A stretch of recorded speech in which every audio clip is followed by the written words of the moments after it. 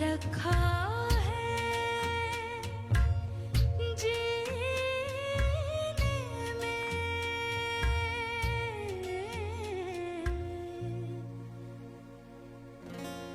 को रहने दे अखियों के आस पास, को रहने दे अखियों के आस पास, दिल की बुझती रहे प्यास, रहने दे।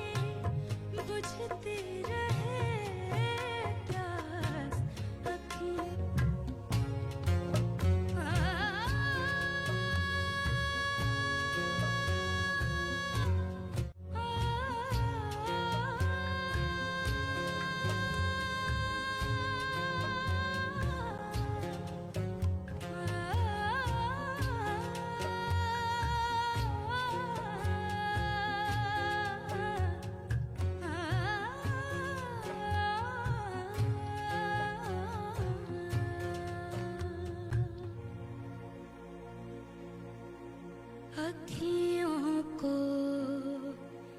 रहने दे।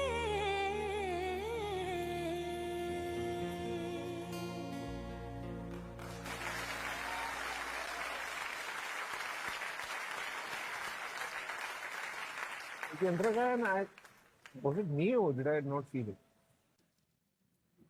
SG आज कहीं ना मुझे ना ऐसा लगा कि पहली लाइन में ही थोड़ा सा, मतलब वो जो एक दर्द है ना, वो थोड़ा और चाहिए था। ज्यादा सोच के गया, very well said. इसको बस फील करना था। अखियों को रहने दे, अखियों को, इतना इसमें भरा हुआ है इमोशन अखियों में ही। अखियों को रहने दे, इसमें बात खत्म है। इनफैक्ट एक जगह पे टूट वर्ड आता है, टूटने वाले दिल होते हैं कुछ का, यही खुद वो इतना अच्छा गाया। टूटने वाले दिल। वाह स्नेहा, आप जब भी परफॉर्म करती हो बहुत ही कमाल का परफॉर्मेंस करती हो। स्नेहा ने इंडियन आइडल के इस एपिसोड में किया बहुत ही कमाल का परफॉर्मेंस, लेकिन उनके परफॉर्मेंस में हुई है कुछ कंट्रोवर्सी। क्या रहा है जजेस का कमेंट, और साथ ही इंडियन आइडल में हो चुका है एक और एविक्शन। तो चौथे एविक्शन में कौन कंटेस्टेंट गया है शो से बाहर, सब बताएंगे आपको इस वीडियो में आगे। लेकिन वीडियो स्टार्ट करने से पहले आप सभी से एक छोटे से रिक्वेस्ट की, आगे भी इंडियन आइडल 15 की ऐसे ही अपडेट सबसे पहले इस चैनल पे देखने के लिए आप इस चैनल को अभी सब्सक्राइब कर लीजिएगा, क्योंकि आपका एक सब्सक्रिप्शन हम सभी को मोटिवेशन देता है आगे भी ऐसे ही आपके लिए कंटेंट लेके आते रहने के लिए। तो चलिए बिना किसी देरी के आज की इस वीडियो को स्टार्ट करते हैं। वीडियो स्टार्ट करने से पहले आपको बता दें गाइस कि इंडियन आइडल में आज के एपिसोड की थीम थी 70s स्पेशल, जिस खास मौके पर शो में अपने अपकमिंग मूवी इमरजेंसी के प्रमोशन के लिए शो में गेस्ट बनकर आई थी कंगना रनावत। तो उन्हीं के साथ थे श्रेयस थापरे और अनुपम खेर जी। और इस एपिसोड में सभी कंटेस्टेंट ने 70s के ही गाने गा के तीनों ही गेस्ट को इम्प्रेस कर दिया। तो उसी में बात करें कंटेस्टेंट स्नेहा शंकर की, जो कि अपने दादाजी के लेगेसी को भी जानी जाती है। तो उन्होंने भी बहुत ही कमाल के पुराने गाने पर परफॉर्म किया है, जैसा कि आपने वीडियो के स्टार्टिंग में सुना होगा। और मुझे तो उनका ये परफॉर्मेंस बहुत ही ज़्यादा कमाल का लगा, जैसा कि मैं जज बादशाह से सहमत हूँ। लेकिन जजेस ने स्नेहा के इस परफॉर्मेंस पे कुछ क्रिटिसाइज किया है, और सीजन में देखा जाए तो ऐसा पहली बार हुआ है कि जजेस ने स्नेहा के परफॉर्मेंस में कुछ खामी निकाली है और बोला जाए तो क्रिटिसिज्म किया है, जिसका स्टार्ट करते हैं जज विशाल। वो कुछ स्नेहा श्रेया घोषाल को कहते हैं, उसके बाद श्रेया जो है वो स्नेहा को कहती हुई दिखाई देती हैं कि आज पहली बार आपके परफॉर्मेंस में लगा कि कुछ फील नहीं है। आप गाने को तो बहुत ही अच्छे से गा रही थी, लेकिन जो इस गाने में एक फील चाहिए होता है, समझ में ना आप, जो इस गाने का एक जो फील होता है वो स्नेहा के परफॉर्मेंस में नहीं था अकॉर्डिंग टू जज श्रेया घोषाल जी। उसके बाद वही कुछ कहना होता है जज विशाल ददलानी का कि क्योंकि आप इतनी कमाल की कंटेस्टेंट हो, आपसे इतने ज़्यादा एक्सपेक्टेशन आ चुके हैं, तो आपके केस में कोई भी 19-20 नहीं हो सकता है।